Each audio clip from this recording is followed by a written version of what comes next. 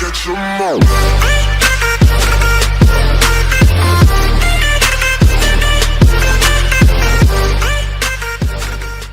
Bienvenidos a este nuevo video de su asignatura botánica.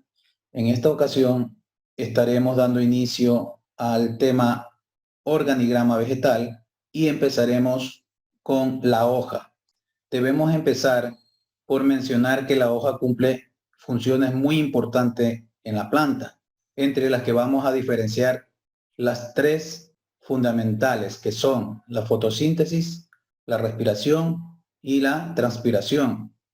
La fotosíntesis es el proceso mediante el cual las plantas transforman la savia bruta en savia elaborada.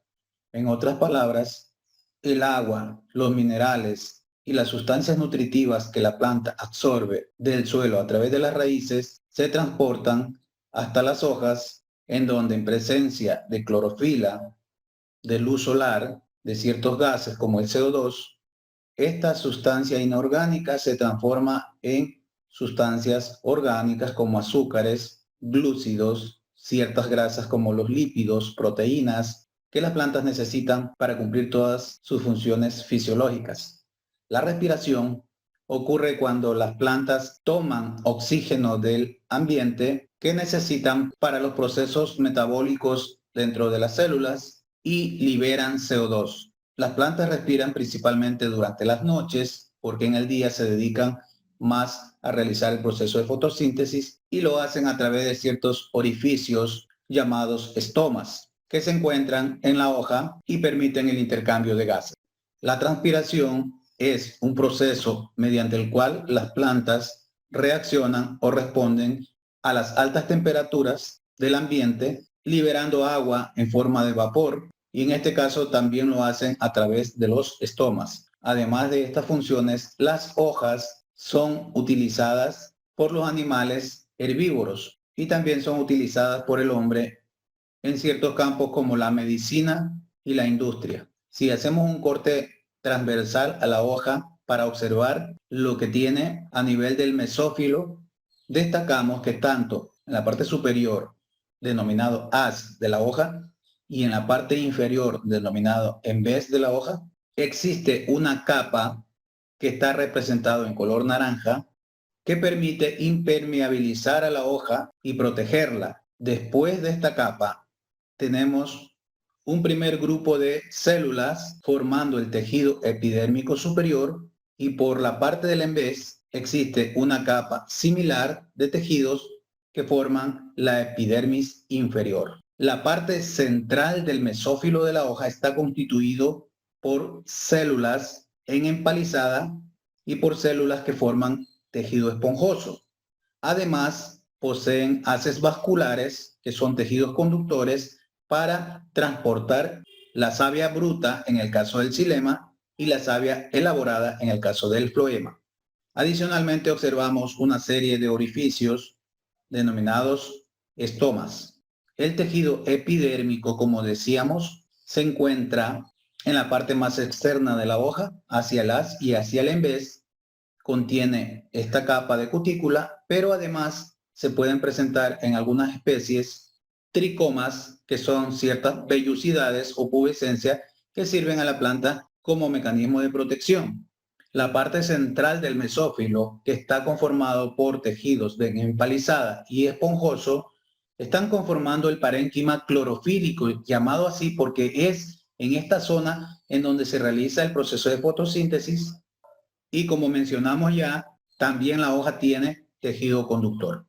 Respecto a la morfología de la hoja, tiene varias partes, entre las que destacamos el limbo, que es toda la lámina de la hoja, con su cara superior denominada haz y su cara inferior denominada en vez. Esta lámina foliar o limbo se divide en base, la parte inferior, ápice, la parte terminal, y los bordes. También tenemos el peciolo, que es la parte que une al limbo con el tallo. Tenemos también la vaina, que es la zona de conexión entre el peciolo y el tallo, y en la mayoría de especies se presenta algo ensanchada. Los estomas, que se presentan en el haz, pero sobre todo en el en vez de la hoja, las nervaduras que se dividen en una principal y las nervaduras secundarias que forman parte del sistema de conducción de la planta para el transporte de la savia bruta o elaborada, según sean tejidos cilemáticos o floemáticos. Las hojas se clasifican en dos grandes grupos, las hojas simples y las compuestas.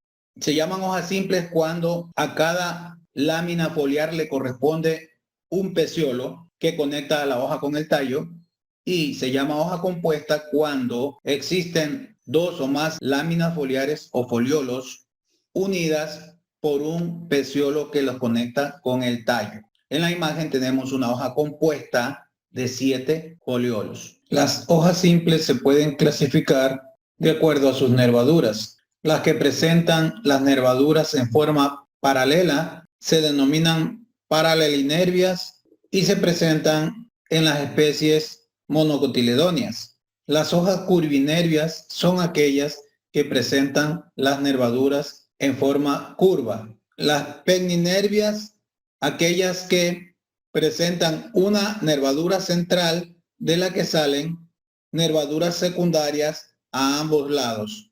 Las hojas palminervias, aquellas que presentan varias nervaduras que salen desde el mismo punto central. Las hojas dicotómicas, cuando cada una de sus nervaduras se divide en dos nervaduras, y aquellas uninervias, cuando, como su nombre lo indica, presentan solo una nervadura.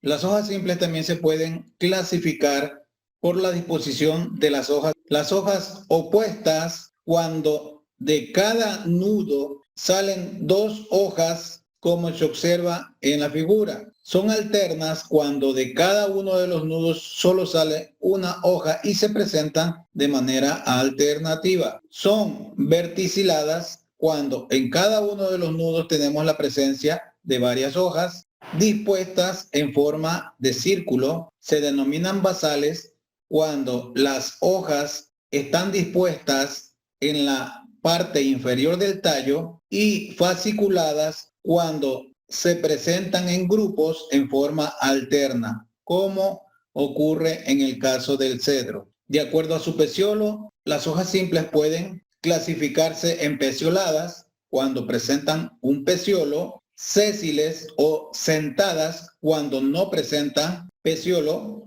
peltada cuando el peciolo está insertado en la parte central del limbo o lámina foliar, y empizarradas cuando tienen forma de escamas y van imbricadas. Las hojas compuestas se pueden clasificar también de diferentes maneras. Por su disposición en los foliolos podemos encontrar las palmeadas o palmaticompuestas, en donde los foliolos salen del extremo del peciolo a semejanza de la palma de la mano, y en este caso pueden ser binadas cuando presenta solo dos foliolos, ternadas si están compuestas de 3 foliolos, quinadas cuando están compuestas de 5 foliolos, como la que tenemos en la imagen, y digitadas cuando presenta más de 5 foliolos. Las hojas compuestas también pueden ser pinnadas cuando todos los foliolos nacen de un solo eje o raquis, en forma similar a las plumas de las aves, y pueden ser imparipinnadas cuando la hoja presenta un foliolo en la parte terminal, o paripinnadas cuando presenta 2 foliolos en la parte terminal. Las hojas pinnadas también pueden subclasificarse en alternipinnadas cuando los foliolos se presentan en forma alterna, opositipinnadas cuando se presentan de manera opuesta, y las bipinnadas o bicompuestas, que son aquellas que se dividen en hojas que están conformadas por otro grupo de foliolos. Muchas gracias.